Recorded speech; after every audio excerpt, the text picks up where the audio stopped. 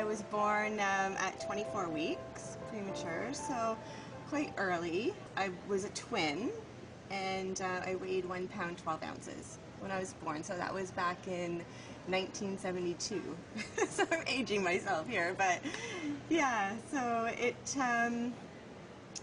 as far as the stories I've heard, obviously from my parents, it was quite a traumatic experience really at the time, being born that early, and for my parents not really knowing what the outcome would be, because I think, you know, at that time, and being born at that birth weight, they didn't have a lot of expertise, have a lot of experience at the time with such low birth weight babies. It's been a really big part of my life as far as kind of understanding my birth story and what the experience that I had here. So I used to be in the old part of the hospital, because obviously this is quite a new area. So I was up on the 7th floor, and my mom used to say I had a 7G haircut. That's what they called it back in the time. So and I've always known that the fellow that followed me was called Dr. Graham Chance, and unfortunately this time I haven't had the opportunity to meet him. Would absolutely love to.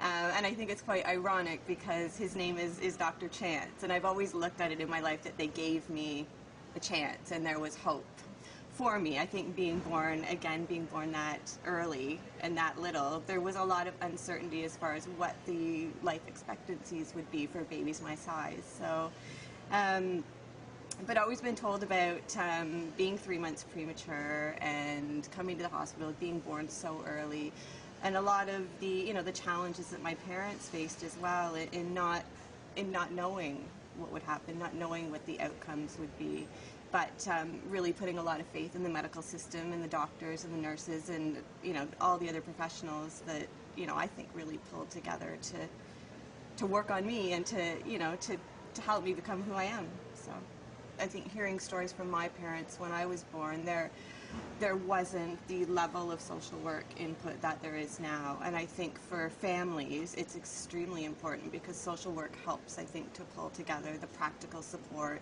the emotional support, even the spiritual support alongside with the spiritual services, to try and help families, you know, cope with such a challenging situation. From the time I was a little girl, really, it's been a dream of mine to be able to come back here in some capacity. I think social work for me kind of evolved over time, but again, hearing the stories from my own birth, I think from a very young age I developed an empathy to want to work with people and to support people, you know, going through similar experiences. So it's been a real honor, I think, to be able to be here and to do a social work placement, and to allow, you know, to have families allow me into their life, you know, because it is a very private experience as well. So I think we definitely do as much as we can for parents. I think there's a big support system that we try to put in place for parents,